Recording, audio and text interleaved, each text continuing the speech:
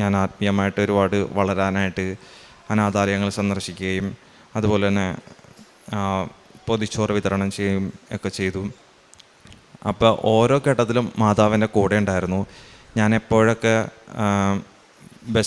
വിഷമിക്കുന്ന സങ്കടപ്പെടുന്ന അവസ്ഥ വന്നിട്ടുണ്ടോ അപ്പോഴൊക്കെ മാതാവ് എന്നെ ഓരോ രീതിയിൽ ആശ്വസിപ്പിക്കുന്ന രീതിയിൽ എൻ്റെ കൂടെ തന്നെ ഉണ്ടായിട്ടുണ്ട്.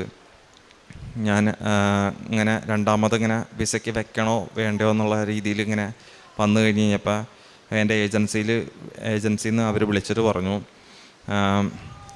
എന്തായാലും ഇവിടം വരെ എത്തിയതല്ലേ, ഒന്നുകൂടി ഒന്ന് ട്രൈ ചെയ്ത് നോക്ക് എന്ന് പറഞ്ഞു.